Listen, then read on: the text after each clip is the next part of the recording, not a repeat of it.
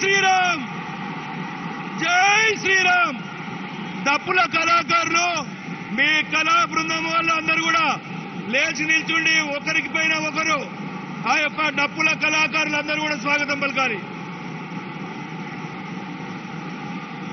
స్వాగతం స్వాగతం స్వాగతం స్వాగతం స్వాగతం స్వాగతం మోడీజీ స్వాగతం స్వాగతం స్వాగతం మోడీజీ స్వాగతం. భారత్ మాతా కీ, భారత్ మాతా కీ. స్వాగతం స్వాగతం స్వాగతం స్వాగతం మోడీజీ స్వాగతం. అందరూ కూడా ఒకసారి గట్టిగా చప్పట్లతోటి స్వాగతం పలకాలి. అందరూ కూడా మన మోడీ గారికి అందరూ కూడా చప్పట్లతోటి అందరూ కూడా లేచి నిల్చుని చేతులు ఊపి చేతులతోటి ఊపి అందరూ కూడా స్వాగతం పలకాలి. భారత్ మాతా కీ, భారత్ మాతా కీ.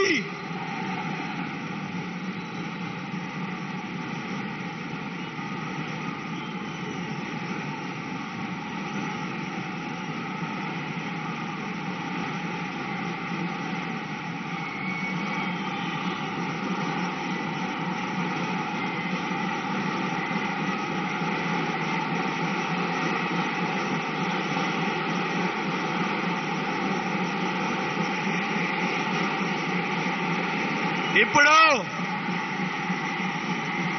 అందరూ కూడా మన ప్రియతమ నాయకులు మన నరేంద్ర మోడీ గారి ఉపన్యాసం కోసం దాదాపు 12 గంటలు ట్రావెల్ చేసి వచ్చాం. అందరూ ఓపికగా వారు ఉపన్యాసాన్ని పూర్తిగా కూడా విని మన బూత్ లో మన గ్రామంలో ఆ యొక్క విషయాలు చెప్పేందుకోసం అందరం సిద్ధంగా ఉన్నాం. ఇప్పుడు మన రాష్ట్ర అధ్యక్షులు కరీంనగర్ పార్లమెంట్ సభ్యులు శ్రీ బండి సంజయ్ కుమార్ గారిని మాట్లాడాల్సిందిగా కోరుతున్నా. మన ప్రియతమ నాయకులు మన ప్రధానమంత్రి గారు నరేంద్ర మోడీ గారు హైదరాబాద్ గడ్డ మీద తెలంగాణ గడ్డ మీదకి వచ్చిన సందర్భంగా మన అందరి పక్షాన మన రాష్ట్ర అధ్యక్షులు వారికి కండవతోటి స్వాగతం పలుకుతారు. వారందరికీ కూడా స్వాగతం. మన రాష్ట్ర అధ్యక్షులు వారికి కండవతోటి స్వాగతం పలుకుతారు. వారందరికీ కూడా స్వాగతం.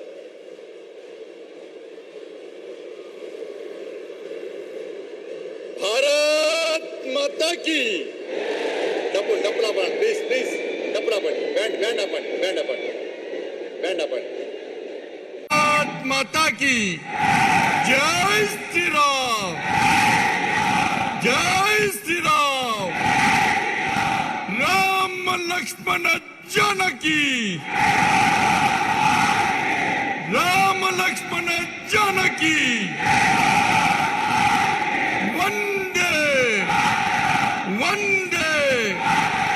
నరేంద్ర మోడీ గారి నాయకత్వం, నరేంద్ర మోడీ గారి నాయకత్వం, జేపీ నడ్డా గారి నాయకత్వం, అమిత్ షా గారి నాయకత్వం. అందరికీ నమస్కారం. భారతీయ జనతా పార్టీ ఈ భాగ్యనగర్ గడ్డ మీద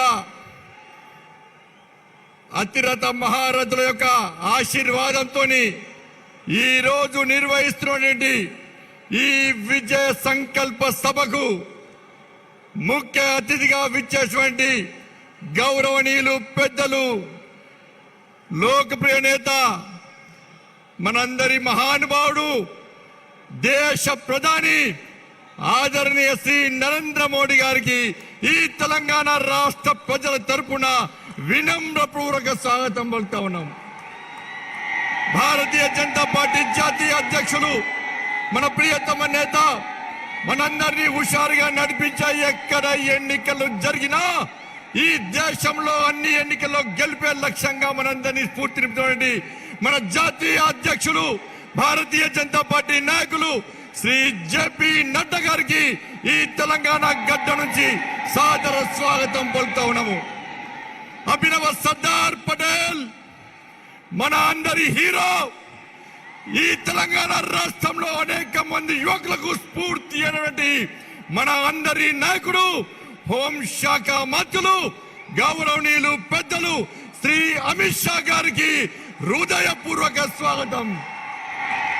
భారతీయ జనతా పార్టీ మాజీ అధ్యక్షులు, తెలంగాణ రాష్ట్ర ఏర్పాటులో ప్రధాన భూమిక పోషించినటువంటి అప్పుడు అధ్యక్షుడు మన కేంద్ర రక్షణ శాఖ మంత్రులు పెద్దలు శ్రీ రాజ్నాథ్ సింగ్ గారికి తెలంగాణ రాష్ట్రం తరపున హృదయపూర్వక ధన్యవాదాలు. ఎవరు వెళ్ళినా తెలంగాణ రాష్ట్రం అభివృద్ధి లక్ష్యంగానే ముందుకు వస్తున్నామని చెప్పి ఈ తెలంగాణ రాష్ట్ర అభివృద్ధికి సహకరిస్తున్నటువంటి కేంద్ర శాఖ మంత్రులు శ్రీ నితిన్ గడ్కరీ గారికి హృదయపూర్వక స్వాగతం. రాజ్యసభ సభ్యులు, రాజ్యసభలో బీజేపీ పక్ష నాయకులు, వ్యవసాయం విషయంలో తెలంగాణ రాష్ట్ర సమాజాన్ని ఆదుకోవడమే లక్ష్యంగా మనకు సహకరిస్తున్నటువంటి గౌరవనీయులు పెద్దలు శ్రీ పీయూష్ గోయల్ గారికి హృదయపూర్వక స్వాగతం పలుకుతా ఉన్నాము. హిందూ ధర్మ రక్షకుడు, ఎక్కడ సమాజానికి ఏ ఆపద వచ్చినా నేనున్నా చెప్పి మనందరికీ స్ఫూర్తినిపే ఉత్తరప్రదేశ్ ముఖ్యమంత్రి శ్రీ యోగి ఆదిత్యనాథ్ గారికి హృదయపూర్వక ధన్యవాదాలు, స్వాగతం. ఈ వేదిక పైన అన్ని రాష్ట్రాల ముఖ్యమంత్రులు, ఉప ముఖ్యమంత్రులు, భారతీయ జనతా పార్టీ జాతీయ నాయకులు, రాష్ట్ర నాయకులు, అశేషంగా తరలి వచ్చినటువంటి భారతీయ జనతా పార్టీ కార్యకర్తలకు, తెలంగాణ సమాజానికి వినమ్రపూర్వక ధన్యవాదాలు చేస్తున్నాను. చాలా సంతోషం అన్నా ఈ చూస్తున్న సంతోషం అనిపిస్తుందన్నా, కానీ ఒక్కసారి బాధ అనిపిస్తుంది టిఆర్ఎస్ పార్టీ నాయకుల విమర్శలు చూస్తుంటే. మన ప్రియతమ నేత మోడీ గారి మీద, మన ఆదర్శ మూర్తి అన్న మన నరేంద్ర మోడీ గారి మీద ఏ విధంగా తప్పుడు భాషను టిఆర్ఎస్ పార్టీ నాయకులు ఉపయోగిస్తున్నారో ఒక్కసారి ఉంచండి. భరితామా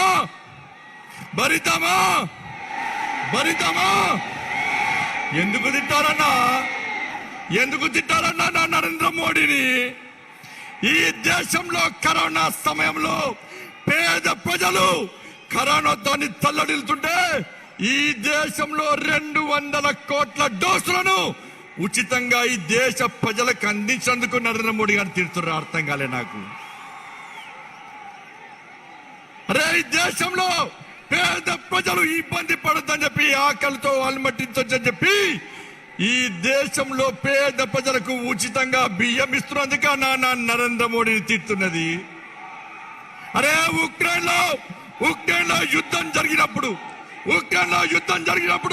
ఈ తెలుగు రాష్ట్రాలకు సంబంధించినటువంటి అనేక యువకులు ఆ ఉక్రెయిన్ లో చిక్కిపోతే యుద్ధాన్ని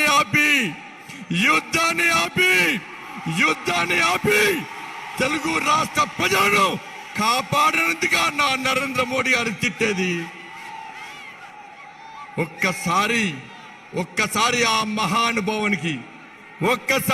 మహానుభావునికి మన అందరము ఘనంగా స్వాగతం పలికితే గడిలో బందీ అయినా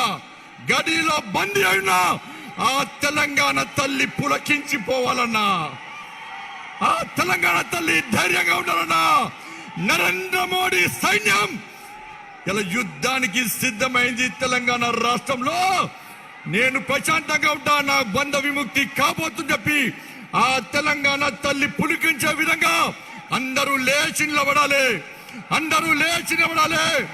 జై మోడీ నినాదంతో తెలంగాణ మొత్తం దద్దరిల్లాలి.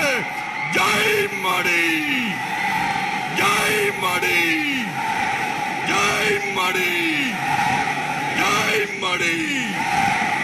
2 కరతతో చప్పట్లతో స్వాగతం పలుకున్న నా మహానుభావునికి, దేవుడన్నా, పేదలను ఆదుకునే దేవుడన్నా నా మోడీ.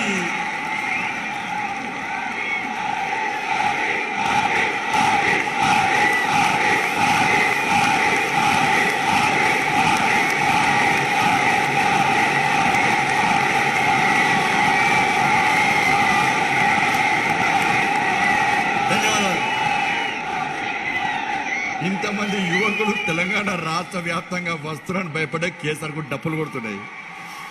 వాస్తవమేనా? పులి వస్తుందంటే గుంట నక్కలు పారిపోతాయా, పారిపోవా?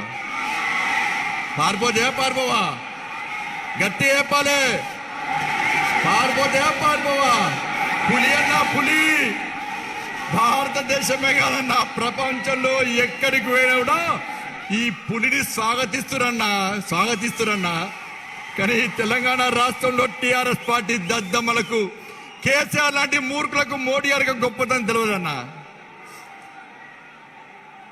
తెలంగాణ రాష్ట్రాన్ని సాధించుకున్న దేనికన్నా అనేక మంది బలిదానాల వల్ల తెలంగాణ రాష్ట్రాన్ని సాధించుకున్నాం కాబట్టి మోడీ గారి తెలంగాణ రాష్ట్రాన్ని అభివృద్ధి చేసుకుందాం కష్టపడి తెలంగాణ రాష్ట్రాన్ని సాధించుకున్నాం తప్పకుండా అభివృద్ధి చేస్తామని చెప్పి ఈ తెలంగాణ రాష్ట్రానికి వేల కోట్ల రూపాయలు నిధులిస్తున్న తెలంగాణ రాష్ట్రానికి తెలంగాణ రాష్ట్రంలో అనేక సంక్షేమ పథకాలు అమలు చేస్తున్న గొప్ప వ్యక్తి నరేంద్ర మోడీ గారన్న అదే మోడీ గారు సర్కార్ అన్న తెలంగాణ రాష్ట్రంలో ఒక్కసారి చెప్పాలి రాష్ట్ర ముఖ్యమంత్రి నువ్వు ఎన్నికల ముందు హామీలు ఇచ్చిన ఏమైనాయి ఈ తెలంగాణ రాష్ట్ర అభివృద్ధికి ఎందుకు సహకరిస్తున్నావు కేంద్రము అనేక నిధులు ఇవ్వడానికి సిద్ధంగా ఉంది ఈ తెలంగాణ రాష్ట్రం అభివృద్ధి చేయడానికి మోడీ సర్కార్ సిద్ధంగా ఉంది కానీ రాష్ట్ర ముఖ్యమంత్రి అభివృద్ధి మధ్య ఆశ లేదు అభివృద్ధి కావాలని రాష్ట్ర ముఖ్యమంత్రి కోరుకుంటున్నాడు కేవలం ఒక స్ట్రాటజీ ప్రకారం మోడీ గారి ప్రభుత్వాన్ని తిట్టాలి కేంద్ర ప్రభుత్వాన్ని బదనాం చేయాలి మోడీ గారిని అప్రతిష్ట పాలు చేయడం ద్వారా మాత్రమే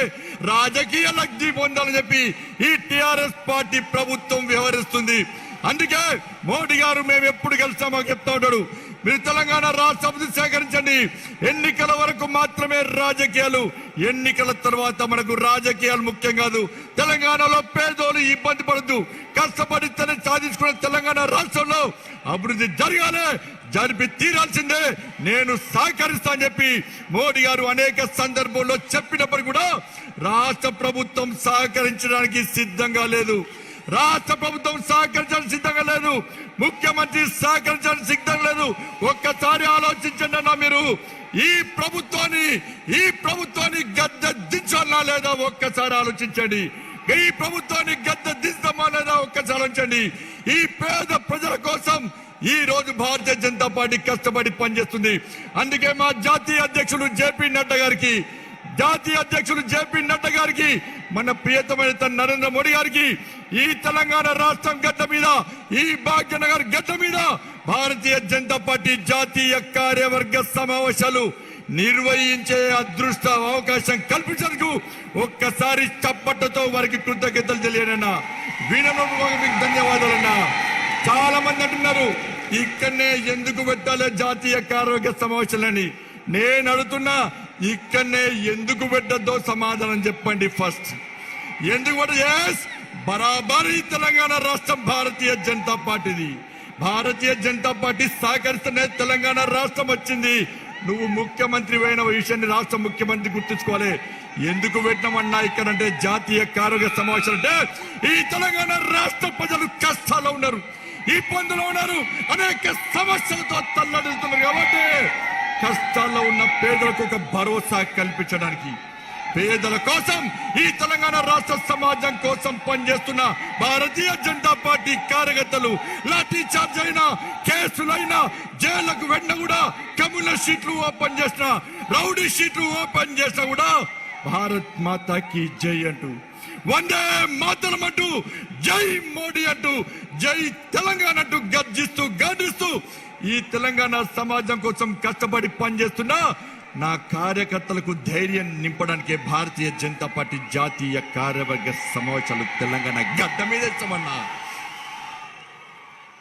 అందుకే సమయం లేదు వారి భాషను మనం వినాలి దయచేసి తెలంగాణ సమాజానికి మేము విజ్ఞప్తి చేస్తున్నాం డబుల్ ఇంజన్ సర్కార్ తెలంగాణ రాష్ట్రంలో అవకాశం ఇవ్వండి ఇచ్చే ప్రభుత్వం మోడీ సర్కార్ నిధులు ఇచ్చేది మోడీ సర్కార్ కానీ రాష్ట్ర ముఖ్యమంత్రి మనకు నిధులు ఇస్తలేడు నిధులను దారి మలుస్తున్నాడు సంక్షేమ పథకాలు నీరు గారుస్తున్నాడు అందుకే ఇచ్చే మోడీ సర్కార్కే ఈ తెలంగాణ రాష్ట్రంలో పాలించే అధికారం ఉంది ఈ తెలంగాణ రాష్ట్రం అభివృద్ధి చెందాలంటే ఇంకా 20 సంవత్సరాల పాటు దేశంలో భారతీయ జనతా పార్టీ ప్రభుత్వం పక్కా ఉంటుందని చెప్పి అన్ని సర్వేలు చెప్తున్న సందర్భంలో ఈ తెలంగాణ రాష్ట్రాన్ని అప్పుల పాలు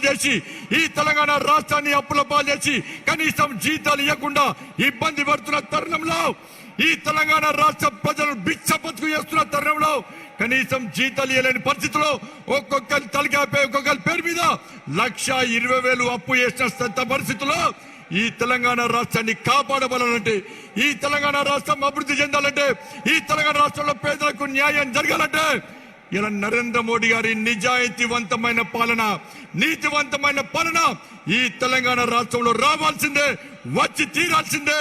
అందుకే భాగ్యలక్ష్మి అమ్మవారి సాక్షి చెప్తున్నా, ఈ రోజు ఆ రోజు అమిత్ షా గారు వచ్చిన భాగ్యలక్ష్మి దేవాలయానికి, ఈ రోజు ఆది యోగి ఆదిత్యనాథ్ వచ్చి దర్శనం చేసుకున్న భాగ్యలక్ష్మి అమ్మవారిని, భాగ్యలక్ష్మి అమ్మవారి సాక్షి చెప్తున్నాం. ఈ తెలంగాణ రాష్ట్రంలో కేసీఆర్ గడిలు బద్దలు కొడతాం. కేసీఆర్ గడిలో బందీ ఉన్న నా తెలంగాణ తల్లిని రక్షించుకునే బాధ్యతను మనందరం తీసుకుందాం. కష్టపడి పనిచేద్దాం. మీరు స్వచ్ఛందంగా ఇంత పెద్ద ఎత్తున తరలి వచ్చిన తెలంగాణ సమాజానికి, భారతీయ జనతా పార్టీ కార్యకర్తలకు హృదయపూర్వక ధన్యవాదాలు తెలియజేస్తూ ఈ జాతీయ కార్యవర్గ సమావేశం నిర్వహించండి. జాతీయ నాయకత్వానికి హృదయపూర్వక ధన్యవాదాలు తెలియజేస్తూ ముగిస్తున్నాను. భారత్ మాతాకి, నరేంద్ర మోడీ గారి నాయకత్వం, నరేంద్ర మోడీ గారి నాయకత్వం. జై శ్రీరామ్. ధన్యవాదాలు. ధన్యవాదాలు రాష్ట్ర అధ్యక్షులు గారికి. Now I request to Naddaji address to the Vijay Sankalpa Sabha.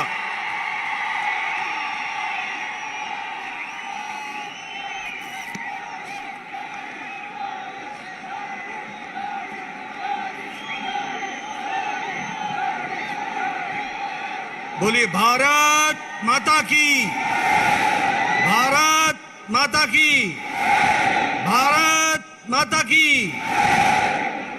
Narendra Modi గారి నాయకత్వం, नरेंद्र मोदी गारू नायकत्व. आज के इस सभा में उपस्थित भारत के यशस्वी प्रधानमंत्री, हम सबके प्रिय सम्मानीय श्री नरेंद्र मोदी जी, आज के कार्यक्रम में इस विजय संकल्प रैली में मंच पर उपस्थित भारतीय जनता पार्टी के सभी पूर्व राष्ट्रीय अध्यक्ष, मंच पर उपस्थित हमारे सभी प्रदेश के मुख्यमंत्रीगण, केंद्र सरकार में मंत्रीगण, वरिष्ठ नेतृत्व, सम्मानित मंच और यहां इस विजय संकल्प रैली में एकत्र आए इतनी बड़ी संख्या में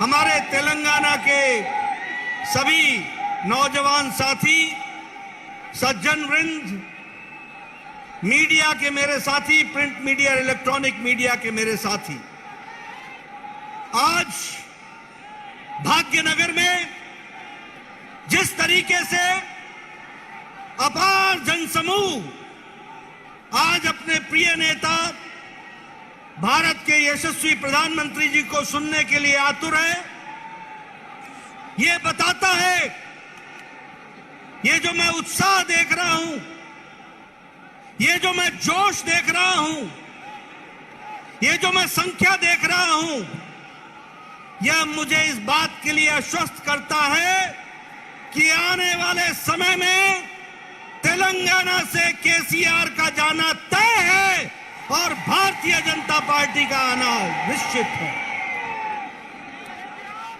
मित्रों, मैं आपके और प्रधानमंत्री जी के बीच में बहुत देर नहीं रहूंगा. मुझे मालूम है कि आप सब लोग उनको सुनने के लिए आतुर हैं, लेकिन मैंने तेलंगाना की बदलती तस्वीर देखी है. मैं विधानसभा के चुनाव में यहां चुनाव का प्रभारी था. उस समय का वातावरण भी मैंने देखा है और उसके बाद का भी मैं वातावरण देख रहा हूं. जगह जगह पर जिस तरीके से लोग केसीआर की सरकार से त्रस्त हैं, उनके भ्रष्टाचार से त्रस्त हैं, उनके सरकार के अनाचार से त्रस्त हैं और जिस तरीके से विपक्षी दलों को कुचलने का कुत्सित प्रयास कर रहे हैं। तेलंगाना की जनता, जो बड़ी जागरूक जनता है, उसने तय कर लिया है कि केसीआर को घर बैठाना है और भारतीय जनता पार्टी को लाना है। इस बात को तय कर दिया।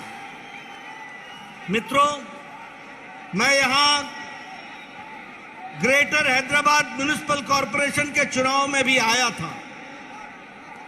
उस समय पत्रकार बंधु कहते थे कि भारतीय जनता पार्टी का क्या भविष्य है, और हमने कहा था कि हमें ग्रेटर हैदराबाद म्युनिसिपल कॉरपोरेशन में अभूतपूर्व सफलता मिलेगी, और हैदराबाद की जनता ने आशीर्वाद रखा था और एक तरीके से भारतीय जनता पार्टी का चुनाव में आशीर्वाद आपने देकर के भारतीय जनता पार्टी का दबका बनाया था।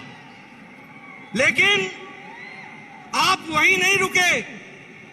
आपने दुबाका के चुनाव में जिस तरीके से रघुनंदन के माध्यम से धमाका कर दिया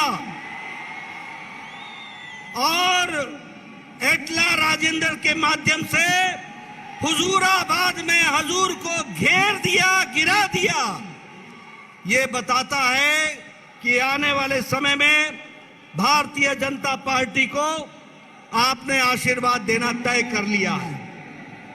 सभी मुद्दों के बारे में प्रधानमंत्री जी चर्चा करेंगे, लेकिन जब आप नीलू की बात करते हो तो मैं ये जरूर कहूंगा कि पानी के बारे में चर्चा करते करते कालेश्वरम प्रोजेक्ट 32,000 करोड़ से आज 1,32,000 करोड़ पहुंच गया।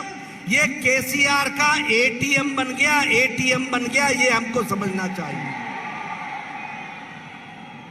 भ्रष्टाचार, अनाचार, केंद्र सरकार से पैसा लेकर के यह प्रदेश, जब हम फंड की बात करते हैं, जब आर्थिक दृष्टि से बात करते हैं, तो आज यह प्रदेश 4 लाख करोड़ के घाटे में है, और यह केसीआर की सरकार का नतीजा है। और जहां अगर मैं बात करूं रोजगार की, तो केसीआर की तरफ से, केशव चंद्रशेखर राव की तरफ से लोगों को रोजगार मिल चुका है। लोगों को रोजगार कैसे मिल गया है?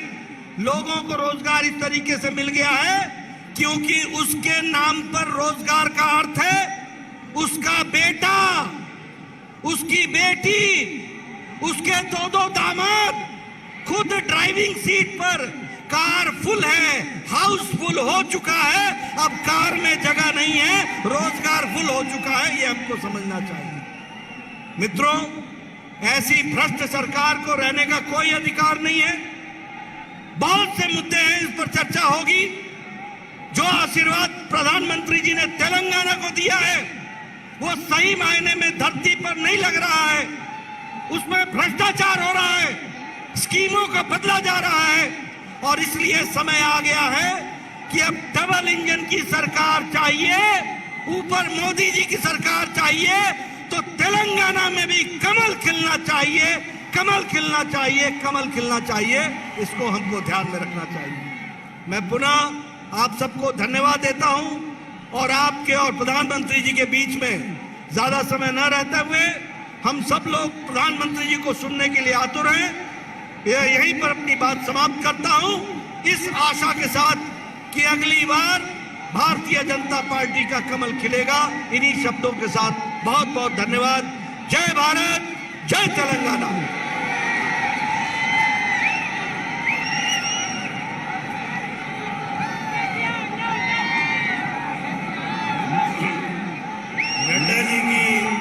ధన్యవాదాలు.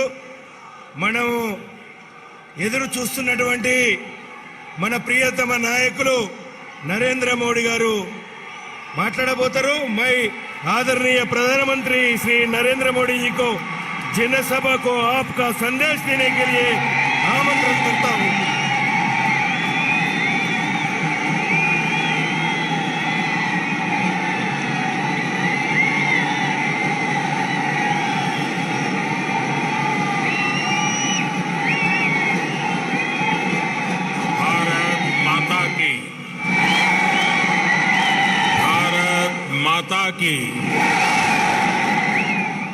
भारत माता की। तेलंगाना बीजेपी ने आशीर्वादीने चट्टानिकी ఎంతో దూరం నుండి వచ్చిన ప్రతి కార్యకర్తకు సోదర సోదరి మనులకు మాతృ ముత్తులకు నా నమస్కారం।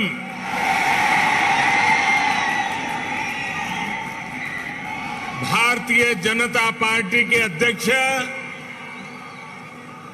श्रीमान जेपी नड्डा जी,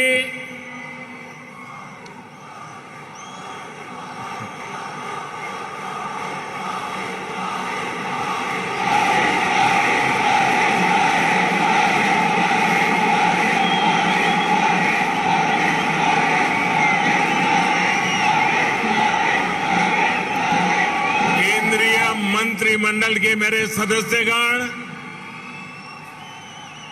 भाजपा शासित राज्यों के मुख्यमंत्री, उपमुख्यमंत्री, तेलंगाना बीजेपी के अध्यक्ष पंडित संजय कुमार, भाजपा के अन्य वरिष्ठ पदाधिकारीगण, सांसद, विधायकगण, अन्य महानुभाव और तेलंगाना के मेरे प्यारे भाइयों और बहनों, आज ऐसा लग रहा है कि जैसे पूरे तेलंगाना का स्नेह यहां इस मैदान में ही सिमट आया है।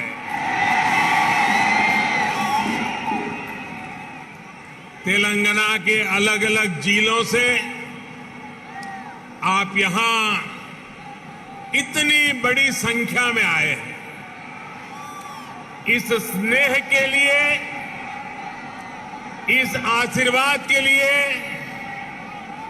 मैं तेलंगाना का अभिनंदन करता हूं, तेलंगाना की धरती को वंदन करता हूं। भाइयों और बहनों, आप सभी लोगों के स्नेह को ध्यान में रखते हुए ही हमने इस बार भाजपा की राष्ट्रीय कार्यकारिणी की बैठक हैदराबाद में कराने का फैसला किया था।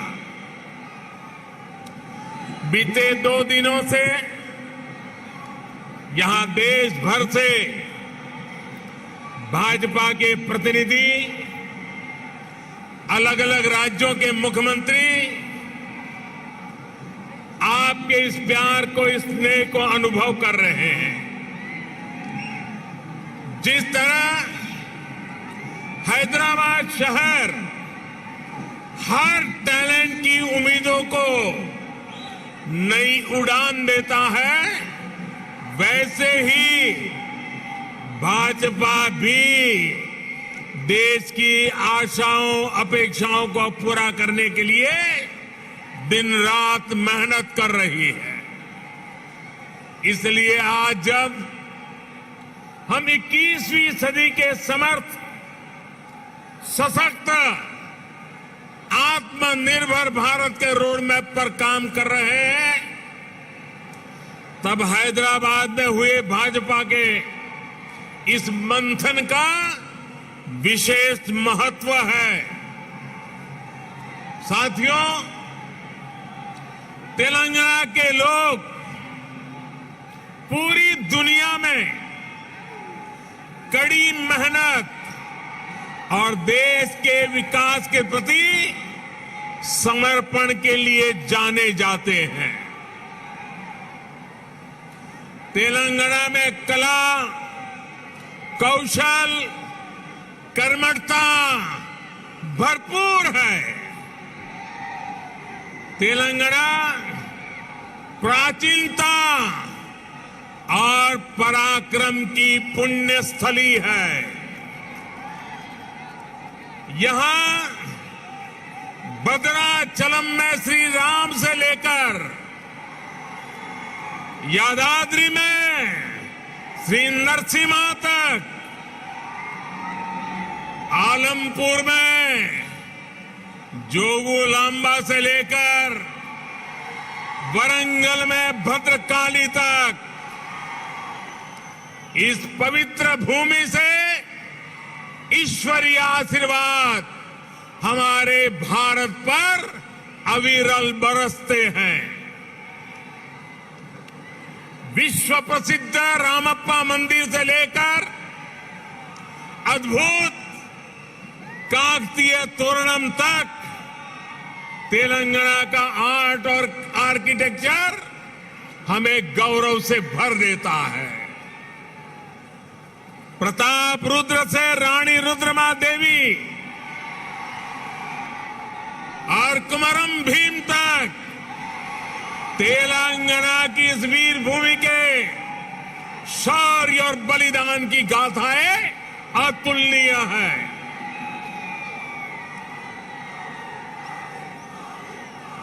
भद्राचलम रामदासु से लेकर पालकुरी की सोमनाथ तक यहां के काव्य का माधुर्य, यहां के साहित्य का सौंदर्य पूरे भारत के लिए अमूल्य निधि है।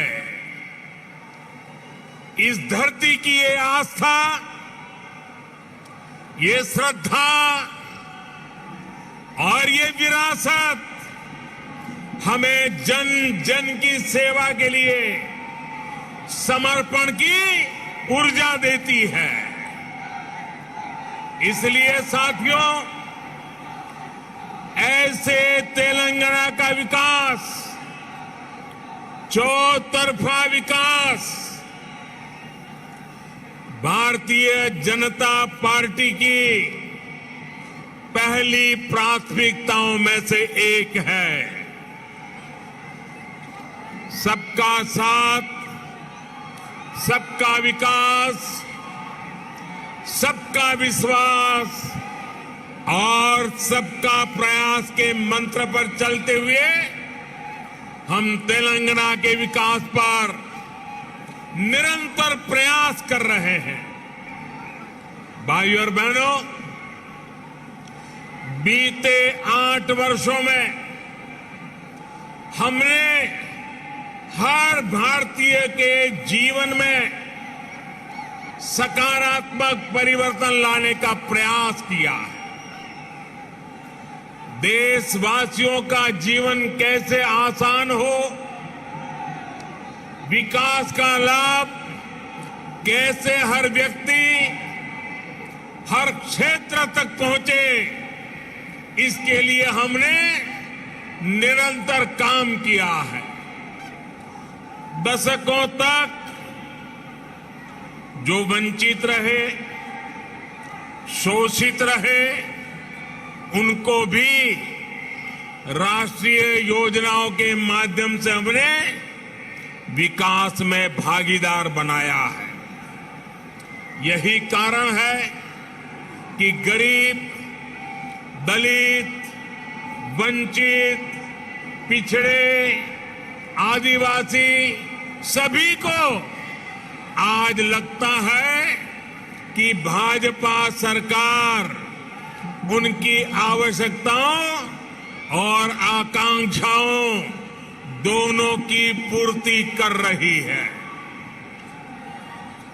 देश की महिलाओं, हमारी बहन बेटियों को भी आज महसूस हो रहा है कि उनका जीवन आसान हुआ है, उनकी सुविधा बढ़ी है।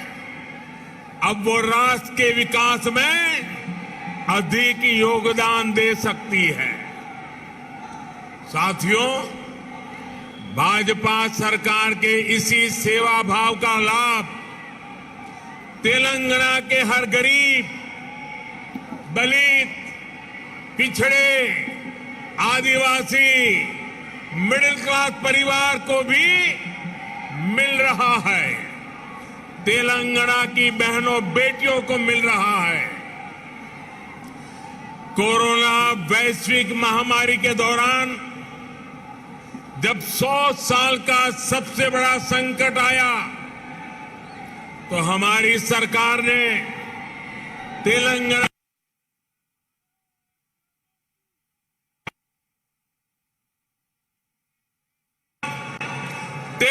के भी करोड़ों साथियों को तेजी से मुफ्त कोरोना वैक्सीन लगाई गई। तेलंगाना के गरीबों को मुफ्त राशन हो, गरीबों को मुफ्त इलाज हो, भाजपा सरकार की नीतियों का लाभ सभी को बिना भेदभाव मिल रहा है और सेवा भाव से मिल रहा है। यही तो सबका साथ सबका विकास है। इसी वजह से आज देश के सामान्य नागरिक का भाजपा पर इतना विश्वास है। मुझे खुशी है कि तेलंगाना के लोगों का भी भाजपा पर ये विश्वास लगातार बढ़ रहा है। जहां तक मेरी नजर पहुंच रही है, जोश से भरे नौजवान दिखाई दे रहे हैं। आपका ये प्यार, आपका ये उत्साह आज पूरे देश को पता चल रहा है। 2019 के लोकसभा चुनाव में भाजपा ने जितना जन समर्थन तेलंगाना में हासिल किया था, उसमें निरंतर वृद्धि हो रही है। 2019 के लोकसभा चुनाव में भारतीय जनता पार्टी को आपने भरपूर प्यार दिया, भरपूर समर्थन दिया। मेरे प्यारे भाइयों बहनों, भाजपा ने जितना समर्थन तेलंगाना में हासिल किया, उसमें निरंतर वृद्धि होती रही है। और ये वृद्धि ही भारतीय जनता पार्टी के प्रति आपके प्यार को दर्शाती है। आपकी इस निरंतर प्यार बढ़ता रहा है, निरंतर वृद्धि होती जा रही है, वो हर चीज में दिखाई दे रही है। ग्रेटर हैदराबाद के चुनाव में इसकी एक और झलक हमने देखी, जब भाजपा को अभूतपूर्व सफलता मिली। देश के दूसरे राज्यों में भी हमने देखा है, जहां जहां भाजपा की डबल इंजन सरकार है, उन राज्यों का विकास और जनता का विश्वास कई गुना बढ़ा है। यही आकांक्षा अब तेलंगाना के लोगों की भी है। तेलंगाना के लोग लगातार भाजपा की डबल इंजन सरकार के लिए जनता जनार्दन खुद ही रास्ता बना रही है।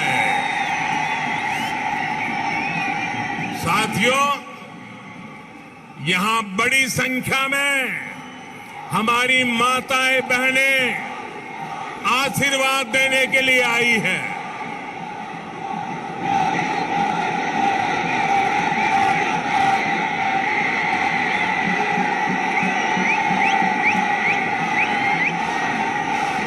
साथियों, आपका प्यार, आपका उत्साह मैं भली भांति समझ सकता हूं।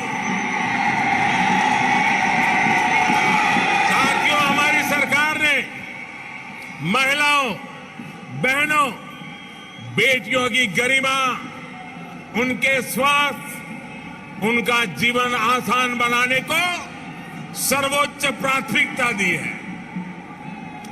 स्वच्छ भारत अभियान से तेलंगाना की लाखों गरीब माताओं, बहनों, बेटियों को सम्मान का जीवन मिला है। उज्ज्वला योजना से मिले मुफ्त गैस कनेक्शन से तेलंगाना की लाखों गरीब बहनों को धुएं से मुक्ति मिली है। मातृत्व के समय पोषण से लेकर टीकाकरण तक की सुविधाओं को हमने तेलंगाना के गांव-गांव तक पहुंचाया है, हर लाभार्थी तक पहुंचाया है। इसी का परिणाम है कि आज बहनों और बेटियों का स्वास्थ्य भी सुधर रहा है और उनके जीवन पर संकट भी कम हुआ है। भारत में पहली बार पुरुषों की तुलना में महिलाओं की संख्या अधिक हुई है। भाई और बहनों, हम इस 21वीं सदी में देश की नारी शक्ति को राष्ट्र शक्ति बनाने का ईमानदार प्रयास कर रहे हैं। हाल ही में आई एक रिपोर्ट के मुताबिक बैंकों में जमा धनराशि में महिलाओं की हिस्सेदारी तेजी से बढ़ रही है। ग्रामीण महिलाओं के मामले में ये आंकड़ा और भी ज्यादा है। सर्वे बताते हैं कि आज हमारी बहनों की संपत्ति में हिस्सेदारी भी बढ़ी है और परिवार के आर्थिक फैसलों में पूछ भी बढ़ रही है।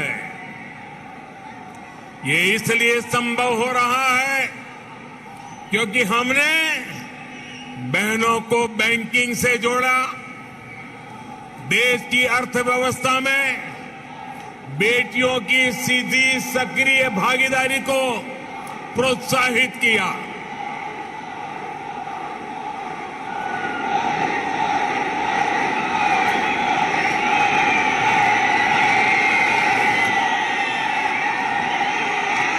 आपके प्यार के लिए मैं आपका अभिनंदन करता हूं, धन्यवाद करता हूं।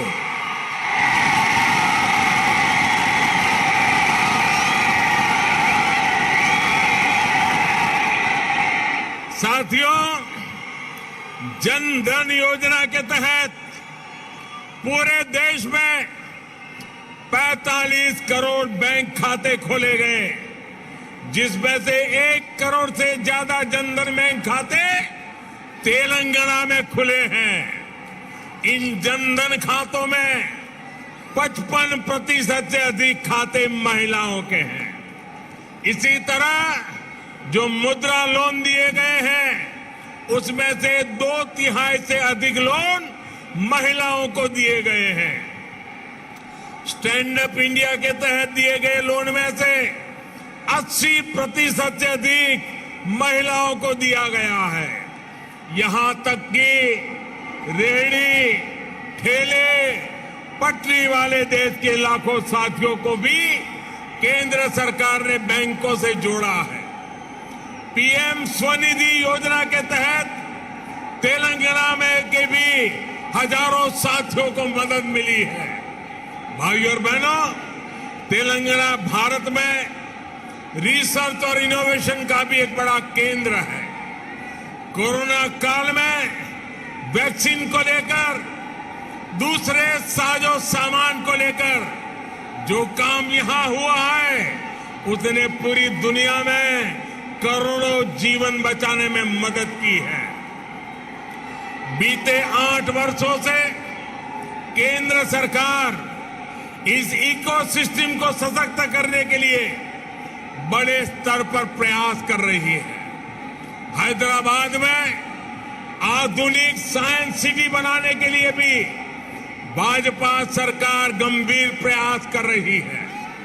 कुछ समय पहले national animal resource facility for biomedical research जैसा आधुनिक रिसर्च सेंटर हैदराबाद में तैयार हो चुका है।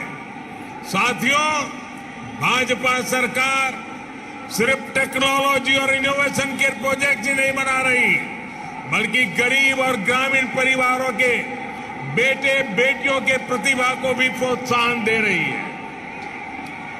नई राष्ट्रीय शिक्षा नीति में हमने स्थानीय भाषा में पढ़ाई को प्राथमिकता दी है। अब आप ही बताइए, जब तेलुगु में टेक्नोलॉजी, और मेडिकल की पढ़ाई होगी तो तेलंगाना के गांवों की गरीब परिवार के माताओं के सपने सच हो करके रहेंगे कि नहीं रहेंगे। इससे आत्मनिर्भर भारत के निर्माण के लिए टैलेंट का पुल बड़ा होगा या नहीं होगा? भाइयों और बहनों, आत्मनिर्भर भारत अभियान को रामागुंडम खाद कारखाना भी सशक्त कर रहा है। आप सभी ये जानते हैं कि बीते दशकों में देश के जो अनेक खाद कारखाने बंद हुए थे, उनमें से ये भी एक था। 2015 में हमने इसको फिर से चालू करने के लिए काम शुरू किया। लगभग 6,500 करोड़ रुपए का निवेश किया। अब यहां फर्टिलाइजर का उत्पादन शुरू हो चुका है। बहुत जल्द इसको भी राष्ट्र के लिए समर्पित कर दिया जाएगा। ये तेलंगाना के किसानों के लिए, भारत के किसानों के लिए कितनी बड़ी सुविधा है, इसका आप अंदाज लगा सकते हैं। इससे खाद पर हमारी विदेशी निर्भरता कम हो जाएगी। भाइयों और बहनों, हमारा निरंतर प्रयास है कि तेलंगाना के किसानों का जीवन आसान हो, उनको अपनी उपज का अधिक से अधिक लाभ मिले। तेलंगाना में पानी से जुड़े लगभग 35,000 करोड़ रुपए से अधिक के 5 बड़े प्रोजेक्ट पर केंद्र सरकार काम कर रही है। बीते 6 सालों में केंद्र सरकार ने तेलंगाना के धान किसानों से लगभग 1 लाख करोड़ रुपए का धान खरीदा है। धान किसानों को लागत का 1.5 गुना पैसा भी दिया है। इस बार भी धान की एमएसपी में 80 रुपये की वृद्धि कर उसे 2,000 रुपये प्रति क्विंटल से ज्यादा कर दिया गया है। भाइयों और बहनों, खेती हो या उद्योग, हर सेक्टर के विकास के लिए आधुनिक इंफ्रास्ट्रक्चर बहुत आवश्यक है। तेलंगाना का गांव हो या शहर, आधुनिक कनेक्टिविटी इंफ्रास्ट्रक्चर के लिए भाजपा के नेतृत्व वाली केंद्र सरकार अभूतपूर्व काम कर रही है। हैदराबाद में यातायात और सुगम बनाने के लिए केंद्र सरकार 1,500 करोड़ रुपए की लागत से 4 और 6 लेन के कई फ्लाईओवर और एलिवेटेड कॉरिडोर बना रही है।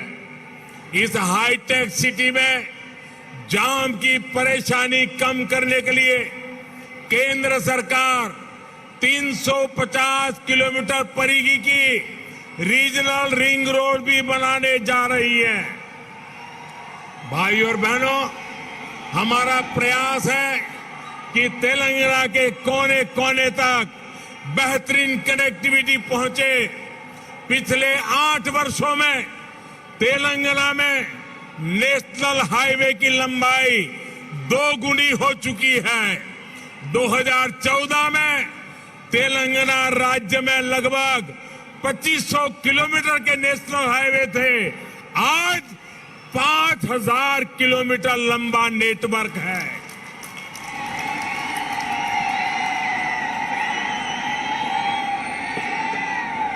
शहर ही नहीं, गांवों को भी नेशनल हाईवे से जोड़ते हुए 2,700 किलोमीटर से अधिक की सड़कें बनाई जा चुकी हैं।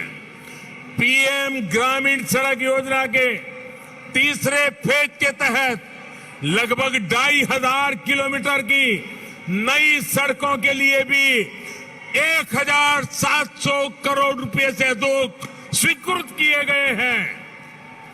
इसी प्रकार रेलवे में भी बीते 8 वर्षों में तेलंगाना के लिए 31,000 करोड़ रुपए से अधिक के प्रोजेक्ट स्वीकृत किए गए हैं। लगभग 180 किलोमीटर की नई रेल लाइन तेलंगाना में बिछाई जा चुकी है। साथियों, आत्मनिर्भरता की बात आती है तो मैंने हमेशा 5 की बात की है। Farm to fibre, fibre to factory, factory to fashion और फैशन टू फॉरेन। ये बात मैं कह रहा हूं। इसी सोच के तहत हमने तय किया कि टेक्सटाइल में देश के एक्सपोर्ट को बढ़ाने के लिए हम देश में 7 मेगा टेक्सटाइल पार्क बनाएंगे। टेक्सटाइल पार्क जब लगता है तो किसान को भी फायदा होता है, मजदूर को भी काम मिलता है, व्यापार कारोबार भी फलता फूलता है। इनमें से एक मेगा टेक्सटाइल पार्क का निर्माण तेलंगाना में भी होने वाला है। ये टेक्सटाइल पार्क यहां बन जाएगा तो तेलंगाना के किसानों को तो लाभ होगा ही, जहां हजारों नौजवानों के लिए रोजगार के नए अवसर बनेंगे। साथियों, हैदराबाद देश की आत्मनिर्भरता का, देश के आत्मविश्वास का प्रमुख सेंटर है। तेलंगाना के दूसरे शहरों और गांवों में भी असीम सामर्थ्य है। यहां के खेतों में, यहां के किसानों के पास देश और दुनिया को देने के लिए बहुत कुछ है। यहां प्रकृति ने भी कोई कमी नहीं रखी है।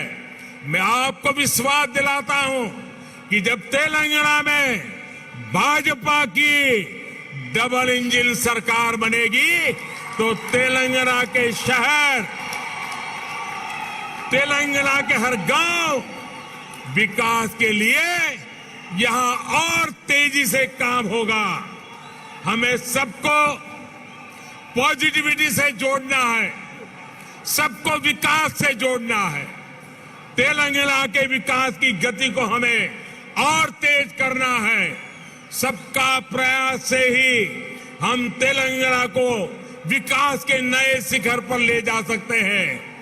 मेरे प्यारे तेलंगाना के भाइयों बहनों, विशेषकर मेरी माताएं बहनें, विशेष करके मेरे जोश से भरे नौजवान, आप इतनी बड़ी संख्या में हम सबको आशीर्वाद देने के लिए आए हैं।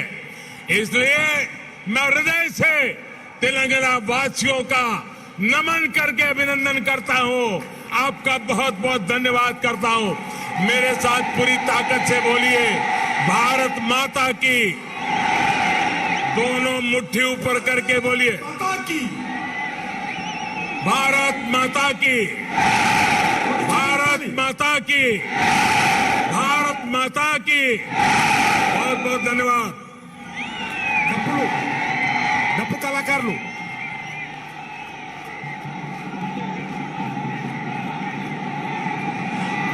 నరేంద్ర మోడీ గారి నాయకత్వం, భారత్ మాతా की, భారత్ మాతా की। నరేంద్ర మోడీ గారి నాయకత్వం, నరేంద్ర మోడీ గారి నాయకత్వం। డప్పు కళాకారులు भारत माता की। मोदी, भारत माता की। వందే వందే। అందరూ కూడా రెండు చేతులు పిడికిలు బిగించి చెప్పాలి, భారత్ మాతా की।